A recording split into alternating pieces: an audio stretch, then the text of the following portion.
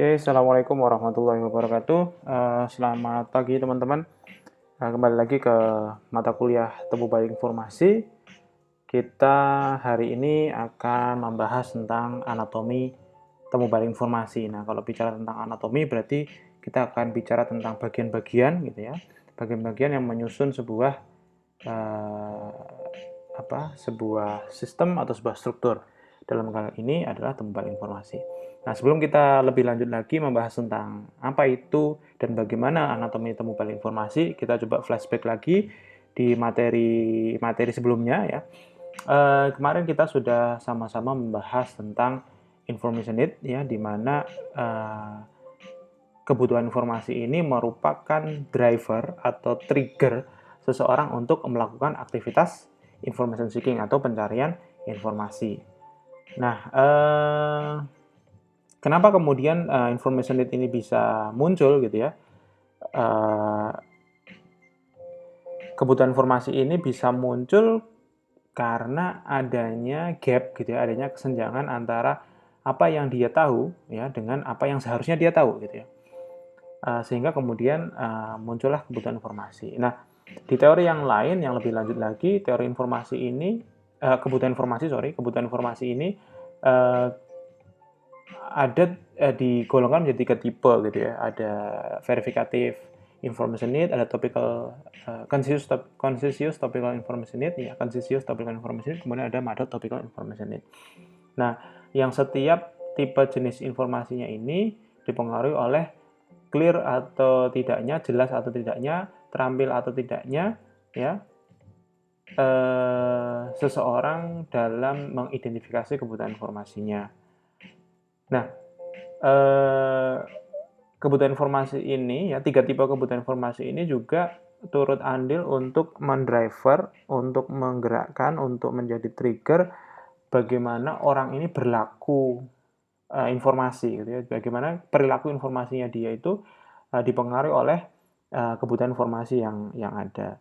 Kalau kemarin kita sudah mencoba untuk mendiskusikan beberapa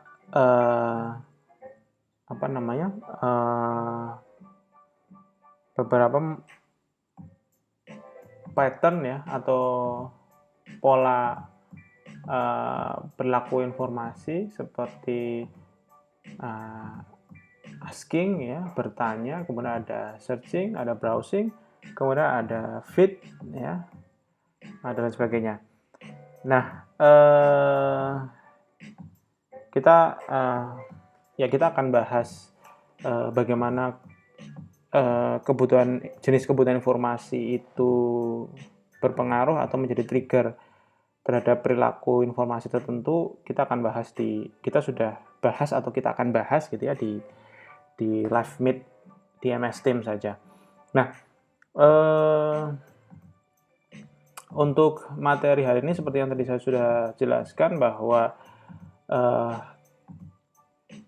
jika kita sama-sama memperhatikan aktivitas dari sebuah temu balik informasi, ternyata aktivitas ini, atau kita juga memperhatikan definisi temu balik informasi, ternyata definisi dan aktivitas ini mencakup beberapa unsur gitu ya yang saling terkait.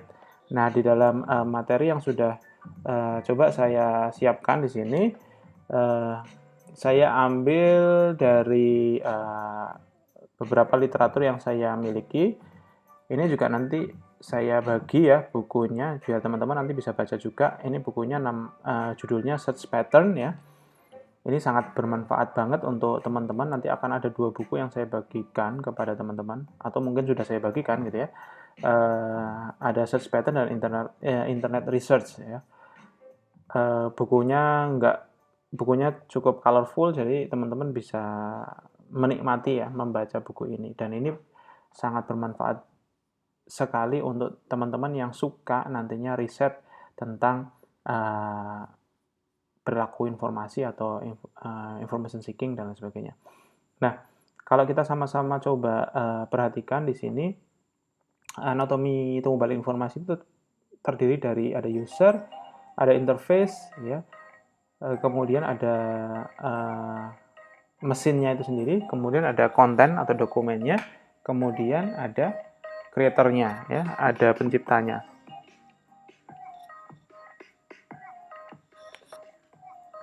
Nah, kalau kita sama-sama pahami ya, di sini engine ya, mesin gitu ya. Mesin ini ya bisa dibilang ini bagian yang terpisah dari interface itu sendiri. Padahal kalau kita bicara tampilan gitu ya, tampilan itu kan ya ada pada mesin, tapi ternyata ya mesin ini adalah sebuah hard drive-nya ya, sebuah hardware-nya gitu ya, hardware dan software-nya ya. Di sini software utamanya di interface-nya gitu ya. Nah, nanti kita akan coba kita akan coba kupas satu persatu ya tentang anatomi masing-masing anatomi temu balik informasi ini. Jadi kita mulai dari user itu sendiri ya. Sebentar. Sebelum kita menjelaskan satu persatu, kita bisa lihat di sini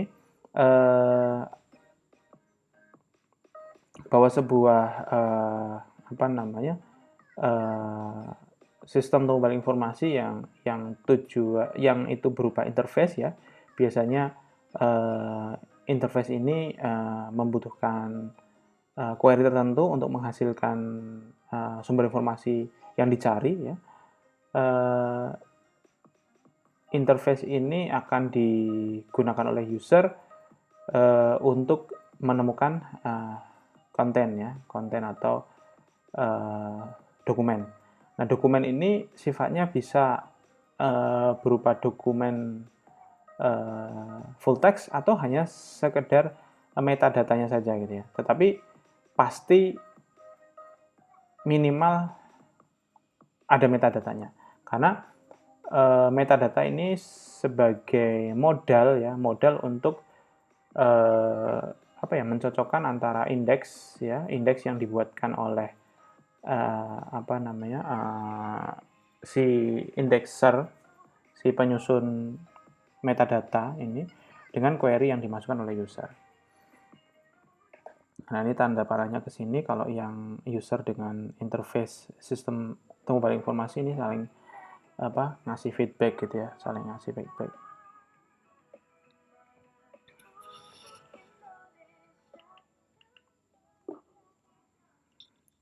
feedback.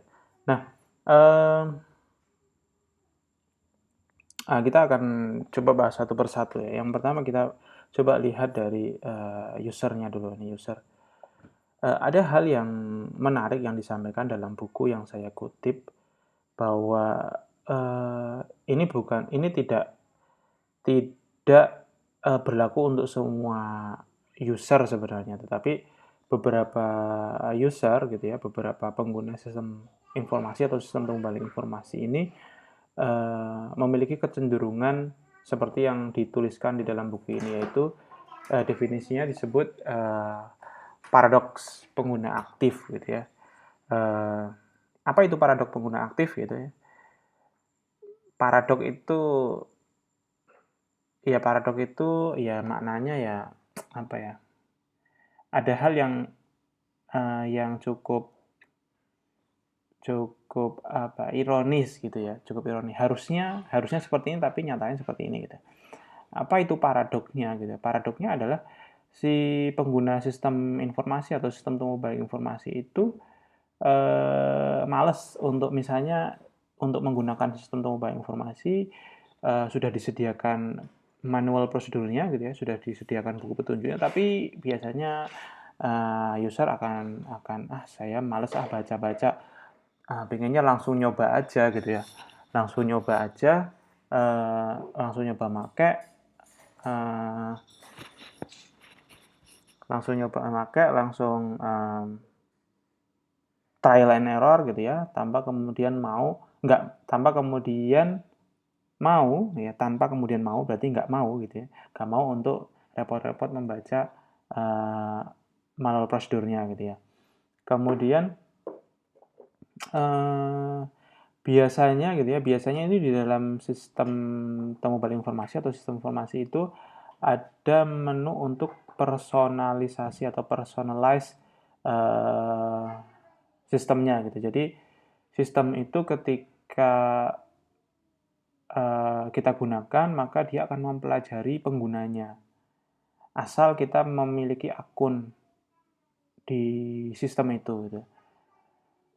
Eh hal ini biasanya ada di portal-portal jurnal internasional ya, yang ketika kita memiliki akun maka portal-portal itu akan memberikan service berupa personalisasi sistem gitu. Jadi kecenderungan kita mencari informasi itu akan direkam, kemudian keyword yang kita masukkan akan direkam sehingga nggak cuman gebetan yang ngerti kamu gitu ya, tetapi juga sistem informasinya juga ngerti kamu. Nah, ini yang kemudian yang disebut dengan personalisasi sistem. Nah, hal ini sebenarnya sudah teman-teman tanpa sadari sudah lakukan ketika teman-teman menggunakan Google gitu ya. Nah, Google ini memang secara tidak sengaja teman-teman sedang melakukan personalisasi sistem gitu ya. Hanya nggak sadar aja gitu ya. Karena sekarang kecenderungan orang ketika mengoperasionalkan Google, ya mungkin saya gitu ya, nggak tahu sih teman-teman gitu ya, itu posisi akun Google saya itu selalu aktif gitu ya. Karena mungkin saya sambil membuka email, saya mengoperasikan Google Drive misalnya, atau saya mengoperasikan YouTube atau produk-produk Google yang lainnya, sehingga ketika saya menggunakan search engine-nya Google, maka di Google ini akan mempelajari bagaimana cara saya menggunakan sistem informasi. Sehingga kadang-kadang ketika saya mengetikkan kata kunci tertentu misalnya, kayak kemarin saya demonstrasikan gitu ya, baru ngetik satu huruf atau dua huruf atau satu kata, maka muncul suggestion gitu ya, suggestion. Suggestionnya bisa berupa koreksi atau bisa berupa kata kunci yang sering saya masukkan. Nah, seperti itulah personalisasi sistem. Nah, ini paradoksnya user jarang menggunakan personalisasi sistem gitu ya. Kemudian yang paling sering lagi adalah, nah ini, user nggak pernah menyiapkan strategi penelusuran informasi. Nggak pernah kemudian nyoba ngembangin kata kunci dulu, kemudian dengan nyari sinonim, nyari definisi dan lain sebagainya. Kemudian menggunakan Boolean search dan sebagainya. Pokoknya pengennya praktis aja gitu ya. Pengennya pokoknya masukin kata kunci, enter, selesai, ketemu gitu ya. Nah, ini yang kemudian menjadi paradok gitu ya. Padahal gitu ya, padahal kalau kita perhatikan ketika user itu tahu bagaimana mengoptimalkan mesin pencari ya. Jadi dia sudah tahu bagaimana caranya menggunakan mesin sistem tumbuh informasinya ya. Entah itu dari membaca manual petunjuknya atau misalnya manualnya ada dalam bentuk video atau dalam bentuk apapun, kemudian dia mengaktifkan personalize-nya, kemudian dia menyiapkan strategi penelusuran informasi ya, mengembangkan strategi penelusuran informasi, maka sebenarnya aktivitas ini akan membawa kepada hasil penelusuran informasi yang lebih efisien secara waktu gitu ya.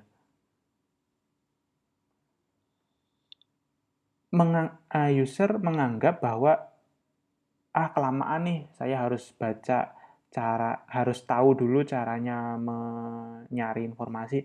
Kelamaan nih saya menyusun strategi dalam penelusuran informasi gitu ya. Nah, itu yang namanya ilusi ya, ilusi kecepatan gitu ya. Padahal ketika misalnya user ini tidak melakukan hal-hal yang kemudian direkomendasikan, maka aktivitas seleksinya, nah mungkin masukkan query kemudian enter cepat gitu ya. Tapi ketika muncul resultnya, muncul hasilnya, aktivitas seleksi informasinya akan lebih lama dari waktu yang diperkirakan. Nah, ini yang kemudian yang dinamakan ilusi kecepatan gitu ya. Nah, karena kalau kita bicara tentang penelusuran informasi ya, bicara tentang perusahaan informasi yang dikaitkan dengan efisiensi waktu, kita itu sebenarnya sedang membahas tentang presisi dan recall. Nah, apa itu presisi dan recall gitu ya? Precision gitu ya. Precision itu adalah ketepatan informasi yang dimunculkan oleh kumpulan informasi yang dimunculkan gitu ya oleh sebuah sistem tumbuh balik informasi dari hasil penelusuran informasi yang kita lakukan yang memunculkan informasi-informasi yang dianggap presisi atau tepat gitu ya, tepat sesuai dengan query yang dimasukkan oleh user gitu ya. Nah, kalau recall sendiri adalah seluruh gitu ya, seluruh informasi yang dipanggil gitu ya oleh sistem gitu ya, yang menurut sistem itu dianggap tepat. Jadi kalau presisi ini, jadi gini teman-teman, recall ini yang menganggap tepat adalah mesin gitu ya, presisi ini yang menganggap tepat adalah si user. Karena yang tahu kebutuhan informasinya ya si user itu tadi. Nah,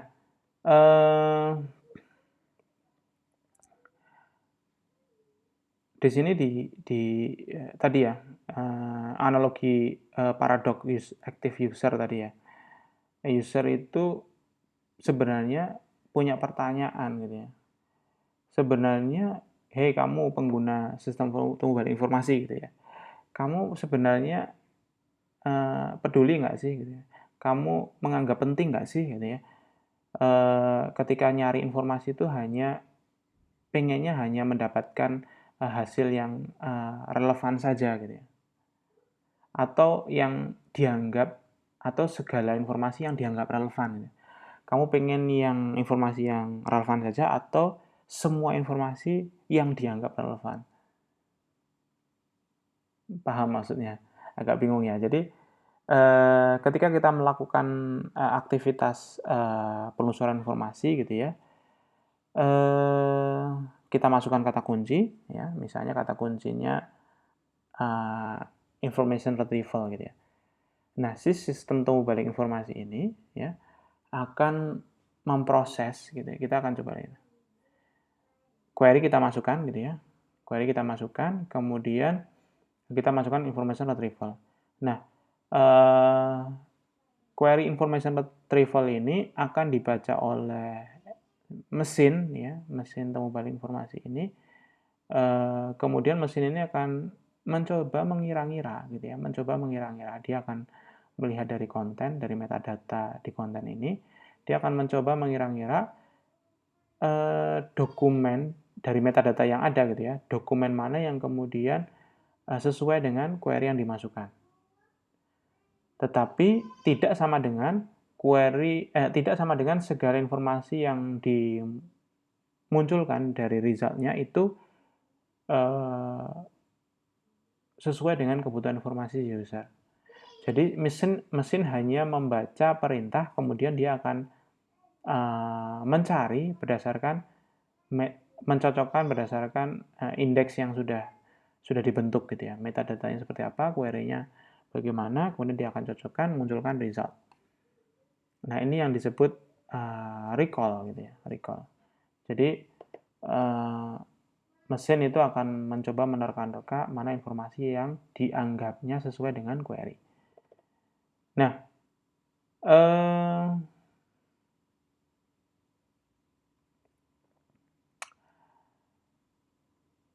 kalau kita bicara tentang presisi gitu ya, presisi ini yang kemudian yang bisa menilai adalah kita sebagai user si pemilik kebutuhan informasi. Dari recall-recall yang muncul gitu ya, informasi yang mana saja yang kemudian presisi sesuai dengan kebutuhan informasi kita. Nah, memang ada hal yang cukup dilematis gitu ya, ketika kita mencoba untuk membenturkan antara presisi dan recall gitu ya. Ketika sebuah sistem tumbuh balik informasi ini mampu memberikan recall yang cukup tinggi gitu ya, bisa jadi gitu ya, bisa jadi kita akan kehilangan beberapa informasi yang mungkin sebenarnya bagus gitu ya, mungkin sebenarnya sesuai gitu ya, atau mungkin bukan sesuai tetapi berkaitan gitu ya. Tetapi ketika kita ketika sistem tumbuh balik informasi itu berhasil memunculkan recall yang tinggi gitu ya. Ini juga belum berarti baik juga karena pilihannya akan semakin banyak gitu ya. Nah, ini yang kemudian kita bisa bisa apa ya kayak kayak ini adalah pilihan yang cukup dilematis gitu ya. Karena kalau misalnya kita bicara recall and precision itu seperti ini ya, mainan jungkat-jungkit gitu ya. Ketika misalnya kita mencoba untuk membuat informasi itu yang muncul sepresisi mungkin gitu ya, presisinya tinggi gitu ya, maka hasil yang akan dikeluarkan oleh sistem akan lebih sedikit gitu ya, akan lebih rendah gitu ya. Jadi kalau misalnya kita menggunakan mesin pencari dari portal jurnal gitu ya. Kalau kita pakai basic search ya, kita bisa memperoleh recall yang cukup tinggi. Jadi biasanya kalau kalian pakai Google itu kan ngetikin kata kunci saja, kemudian enter kan temuannya banyak sekali itu ya. Portal jurnal juga ketika kita menggunakan basic search, maka recall-nya akan sangat tinggi sekali. Yang terjadi apa? Yang terjadi ya efisiensi waktunya nggak dapat. Ya, waktunya akan lama untuk kita bisa memilih informasi dari ratusan atau ribuan ya, bahkan ribuan informasi yang dihasilkan gitu ya. Tapi kemudian ketika kita mencoba untuk menyempitkan atau menekan recall ini biar nggak terlalu tinggi gitu ya, tapi biar lebih rendah gitu ya, maka kita biasanya strategi yang digunakan itu menggunakan advanced search ya. Artinya kayak ibaratnya itu seperti saringan gitu ya, bukan saringan yang ada di Naruto ya, tapi saringan ayaan lah misalnya, ayakan pasir gitu ya. Ayakan pasir itu ada yang, misalnya kita pakai ayakan pasir yang lubangnya besar-besar atau yang kecil-kecil gitu ya. Semakin kecil lubang ayakannya, maka semakin lembut gitu ya pasir yang dihasilkan. Semakin besar ya maka batu-batu yang ada di pasir itu akan ikut tersaring gitu ya. Itu hal yang sama gitu ya ketika misalnya kita menggunakan advanced search gitu ya, artinya kita mempersempit cakupan query gitu ya. Sehingga presisi yang muncul tinggi, namun hasilnya, recall-nya ya, temuannya itu akan sedikit. Yang terjadi ya memang ya sebenarnya keuntungannya adalah waktu penelusuran akan semakin lebih singkat gitu ya. Hanya saja memang terkadang mungkin gitu ya, mungkin karena kita nggak bisa pastikan dengan sangat akurat gitu ya. Mungkin kita akan nggak menemukan informasi-informasi yang mungkin dianggap berkaitan dan bagus gitu ya. Ya ini sebenarnya terkait dengan kebutuhan aja gitu. Kadang kita butuh yang presisinya tinggi, kadang kita butuh yang recall-nya tinggi. Nah, ini tergantung juga pada tipe kebutuhan informasi kita juga gitu ya. Kemudian ya kita juga bisa buat dia seimbang dengan teknik tertentu, dengan praktis tentunya, dengan latihan. Oke. Di sini ini gambaran tentang apa namanya? Recall dan presisi gitu ya.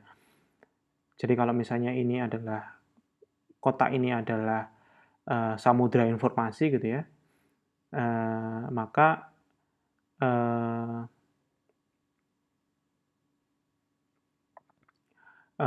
lingkaran pertama gini ya, lingkaran pertama yang itu disebut recall adalah informasi-informasi yang segala sesuatunya itu berkaitan, berhubungan dengan query yang dimasukkan gitu ya. Kemudian ketika itu dirubah menjadi presisi, maka presisi itu adalah informasi yang benar-benar sesuai atau hanya informasi yang sesuai dengan kebutuhan informasi si user gitu ya. Sifatnya cukup personal gitu ya, personal. Oke, itu terkait dengan recall and precision. Oke, kemudian setelah kita tadi mengenal user ya, kita mencoba mengenal interface ya, interface. Interface itu apa sih gitu ya? Interface itu apa? Ya, interface ini sendiri adalah tampilan ya, halaman antarmuka lah. Nah, halaman antarmuka ini biasanya cukup standar kalau kita bicara tentang interface sistem pengumpulan informasi gitu ya. Umumnya hanya ada 2 step atau 2 proses yang ada di dalam sistem pengumpulan informasi gitu ya. Proses itu adalah user bisa memasukkan query ya dalam sebuah search box gitu ya, atau user bisa melihat list gitu ya, atau daftar informasi yang tersedia di dalam sebuah sistem pengumpulan informasi. Nah, kalau kita coba lihat lebih jelas lagi, lebih lanjut lagi, memang interface ini ya mau tidak mau menjadi kunci utama user ini mudah menggunakan sistem pengumpulan informasi, kemudian mudah untuk bisa memformulasikan query, kemudian mudah untuk bisa menemukan hasil penelusuran gitu, penelusuran informasi. Nah, seperti yang tadi sudah saya jelaskan, jadi ada dua proses yang cukup standar dalam setiap pengumpulan informasi. Yang satu orang bisa pakai query, yang satu orang bisa lihat list dari informasi yang tersedia. Contohnya bagaimana? Contohnya ini adalah contoh halaman ScienDirect. Ini halaman ScienDirect yang udah lama, kayaknya udah setahun yang lalu nih teman-teman. Jadi ScienDirect ini cukup dinamis, dia cukup tampilannya sering berubah-ubah gitu ya, berubah-ubah karena memang ya namanya juga portal jurnal berbayar ya, jadi mereka selalu memperbaiki, membuat upgrade, memperbarui ya sistem pengumpulan informasi yang mereka miliki. Nah, seperti yang tadi saya utarakan bahwa interface ya atau tampilan sistem pengumpulan informasi ada 2 step minimal gitu ya, minimal ada 2 step standar yang umumnya ada. Yang pertama, memungkinkan orang kemudian memasukkan query. Nah, ini kolom-kolom ini adalah kolom-kolom box tadi ya, search box itu, yang orang bisa memasukkan query untuk mencari informasi tertentu. Kemudian kalau kita klik advanced, ini advanced-nya ScienDirect yang versi lama sekarang sudah agak berbeda.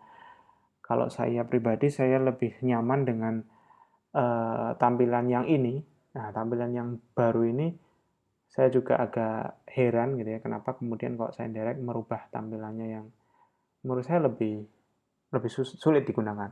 Ini yang lebih mudah menurut saya gitu ya. Nah, teman-teman mungkin belum bisa membandingkan karena belum pernah menggunakan tampilan yang ini. Nah, ini pun sama gitu ya. Ini ada kolom-kolom yang memungkinkan orang kemudian memasukkan query kata-kata kunci gitu ya. Kemudian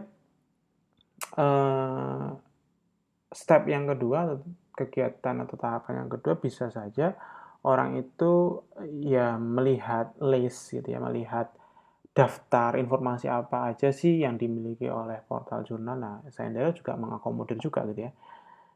Kita bisa, ya istilahnya adalah browsing gitu ya. Kita bisa browse by subject gitu ya, seperti yang kemarin saya pernah demonstrasikan. Subjek misalnya social science, klik social science nanti akan muncul tampilan seperti ini. Kita mau pilih library science, kemudian muncul dan seterusnya dan seterusnya. Nah, kita melihat list-list informasi yang disediakan dalam sebuah portal. Nah, teman-teman ternyata ini ya, apa namanya, madhab ini gitu ya, madhab tampilan klasik dari sebuah box ya, sebuah interface dari sistem tumbuhan informasi ini nggak cuma diimplementasikan dalam portal-portal jurnal, tetapi juga diimplementasikan dalam e-commerce ya teman-teman. Misalnya saya berikan contoh ini e-commerce jualan sepatu nih teman-teman ya. Nah, yang namanya orang jualan baju, jualan sepatu, biasanya ada katalognya. Kalau zaman dulu pakai blog gitu ya, pakai web, ya cuma bisa lihat katalognya aja, tapi kita nggak bisa belanja langsung atau memilih barang gitu ya, secara langsung untuk dibeli gitu ya. Nah, apa yang kita lihat misalnya ini, ya kalau kita klik kolom search di sini nanti muncul logo penelusuran. Nah, kita pengen nyari apa, misalnya nyari aksesoris kah, nyari baju kah, nyari sepatu kah, dan sebagainya. Kita bisa ketikkan di sini gitu ya. Kemudian ternyata tidak hanya memfasilitasi, mungkin orang belanja kan nggak to the point, dia pengen cari sepatu jenis ini, namanya ini gitu ya. Bisa saja orang mau belanja juga dia pengen jalan-jalan dulu gitu ya, milih-milih gitu ya. Seperti ini ya, dia akan browsing ya, dia akan browse, dia akan milih ada apa aja sih di toko ini. Oh, mungkin ada aksesorisnya isinya apa aja. Itu ya, mungkin ada paket bundling, nah, paketnya apa aja. Mungkin ada jaket, ada dompet, ada sepatunya ternyata ada ada klasifikasinya, ada sepatu boot, ada sepatu sneaker, ada sepatu kerja, ada seterusnya. Kemudian masih ada fasilitas-fasilitas yang membantu untuk mencari bahan belanja gitu ya, yang sesuai dengan kebutuhan kita, dan mungkin kalau ditambahi dengan ini yang sesuai dengan budget yang kita miliki. Nah, mungkin teman-teman juga sering menemui ya di e-commerce yang lain. Nah, artinya kalau kita bicara tentang sistem informasi, ternyata orientasinya sama gitu ya. Orientasinya adalah bagaimana kemudian memfasilitasi user untuk bisa menemukan apa yang dia cari secara cepat gitu ya, secara cepat. Nah, itulah interface gitu ya, interface. Kemudian di sebelahnya interface ya, di sebelahnya interface ini ada engine gitu ya, atau mesin itu sendiri gitu ya. Nah, mesin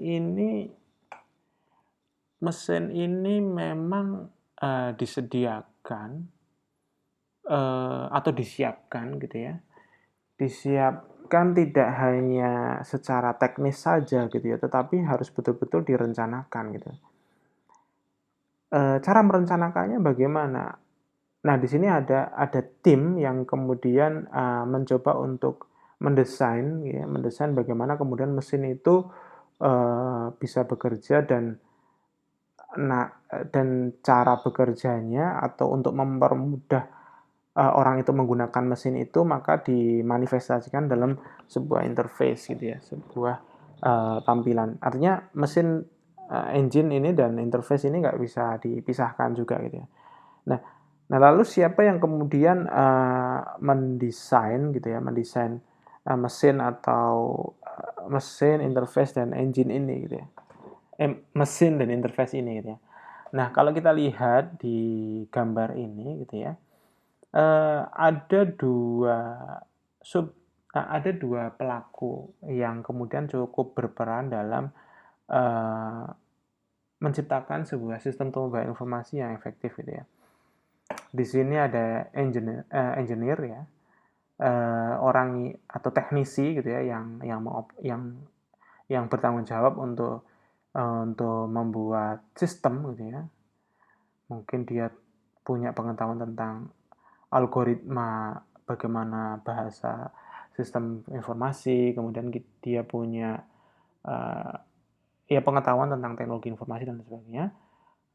Namun ada juga desainer, desainer yang kemudian dia paham tentang struktur bagaimana orang ini memanfaatkan sebuah sistem tumbuh informasi ya. Dia bisa mempelajari si user bagaimana berinteraksi dengan sistem informasi, dia tahu bagaimana hubungannya antara proses penelusuran dengan hasil gitu ya, proses penelusuran mesin, hasil dan manusia. Nah, siapakah dia? Dia adalah arsitektur informasi. Siapakah arsitektur informasi? Ya kita gitu ya. Nah, kita ini dituntut untuk kemudian bisa menjalin kolaborasi dengan engineer gitu ya, dengan teknisi IT gitu ya, untuk kemudian menciptakan sebuah teknologi atau sebuah sistem informasi atau sistem pengumpulan informasi yang memang sesuai dengan karakteristik user kita. Nah, ini nggak bisa dipecahkan sendiri oleh si engineer gitu ya. Si teknisi ini belum tentu juga dia bisa mempelajari bagaimana user ini berinteraksi dengan interface atau berinteraksi dengan mesin yang disediakan oleh entah itu perpustakaan atau lembaga informasi gitu ya. Yang dia tahu ya bagaimana caranya membangun sistem informasi. Algoritmanya saja dia tahu, tetapi logikanya belum tentu dia tahu. Nah, biasanya butuh seorang desainer. Desainernya adalah arsitektur informasi. Siapa arsitektur informasi? Ya kita sebagai pustakawan. Nah, kita berusaha untuk memahami nih si user. Makanya kalau banyak sekali teori-teori yang bisa digunakan untuk memahami user, seperti yang kemarin dijelaskan, ada information behavior, ada information seeking behavior, ada information experience ya, kemudian dan lain sebagainya. Cukup banyak gitu ya. Nanti kalau teman-teman ya kita akan bahas beberapa mungkin untuk mengenal gitu ya, mengenal untuk sebagai model teman-teman nanti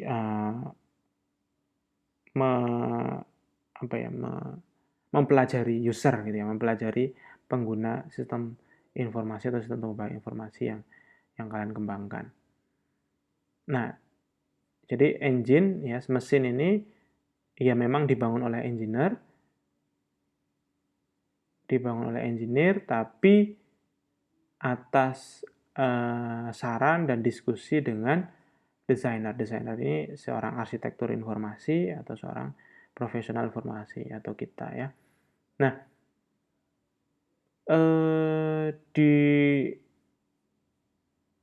di dalam di dalam anatomi temu balik informasi, selain ada user, interface, engine, juga ada konten itu sendiri ya. Nah, konten ini yang mau disajikan ini nggak boleh nggak ada gitu kan, nggak boleh nggak ada nih. Nah, terkadang teman-teman nggak terkadang juga sih, seringnya gitu ya, seringnya ini konten ini cukup menjadi hal yang menentukan gitu ya, cukup menjadi hal yang menentukan bagaimana sebuah metadata itu disajikan, kemudian bagaimana sebuah tampilan atau interface itu disajikan juga gitu ya. Dan menentukan juga bagaimana orang kemudian menggunakan sistem temu balik informasi.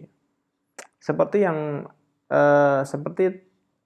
tadi saya coba munculkan ya, misalnya orang mau beli sepatu misalnya. Ya kebetulan kalau toko ini nggak cuma jual sepatu gitu ya, ternyata dia juga jual aksesoris yang lainnya, yang mungkin bahannya dari kulit gitu ya. Nah, misalnya kita perhatikan alat bantu untuk mencari informasi berupa price list-nya gitu ya, atau filter, ini di sini filter by price gitu ya. Nah, ini tidak akan kita temui di dalam portal jurnal. Portal jurnal gitu ya. Ya, meskipun ini portal jurnal berbayar gitu ya, tetapi dia tidak seperti e-commerce yang kemudian mengklasifikasikan atau menggolongkan gitu ya, menggolongkan jurnal berdasarkan harganya, tidak gitu ya. Yang dia golongkan biasanya jurnal itu berdasarkan misalnya tahun terbitnya gitu ya, atau volumenya dan lain sebagainya. Volume nomor dan isunya ya, bukan volume ukurannya. Nah, berbeda dengan mungkin baju gitu ya, atau alat elektronik gitu ya dan sebagainya, ada fitur price list-nya atau filter by price-nya. Nah, ini yang kemudian saya maksud dengan ya tadi, konten itu sedikit banyaknya juga berpengaruh terhadap bagaimana interface dari bagaimana interface dari sistem informasi atau sistem pengubah informasi ini kemudian disajikan gitu ya. Nah, kemudian yang paling akhir ya setelah konten adalah si kreator. Nah, teman-teman jangan dianggap ya kreator ini kemudian tokohnya adalah si engineer ini. Kalau anggapan kalian itu kreatornya adalah hanya engineer, belum sepenuhnya benar. Ya. Jawabannya benar, tetapi belum sepenuhnya benar, teman-teman. Nah, di sini dijelaskan ya bahwa proses penelusuran informasi adalah proses sosial. Nah, di dalam buku ini seperti itu ya ngomongnya. Nah, artinya apa? Artinya ketika kita mencoba untuk mendesain sebuah sistem pengumpulan informasi, sebenarnya yang dipelajari itu bukan hanya bukan hanya dokumennya atau kontennya sendiri dengan teknologi yang digunakan saja gitu ya. Jadi bukan cuma ini informasi yang mau dikelola apa nih, bentuknya multimedia, bentuknya buku, bentuknya dokumen, dokumennya bentuknya apa, teknologi apa yang digunakan nih gitu ya. Kemudian baru dibuat gitu. Anggapan itu tidak sepenuhnya benar gitu ya. Tetapi harusnya ketika membangun sebuah sistem pengumpulan informasi atau sistem informasi yang dilihat adalah satu aktivitas penuh ya, satu aktivitas sosial yang penuh dari aktivitas searching atau penelusuran informasi gitu ya. Gambarannya seperti apa? Gambarannya seperti ini, teman-teman. Jadi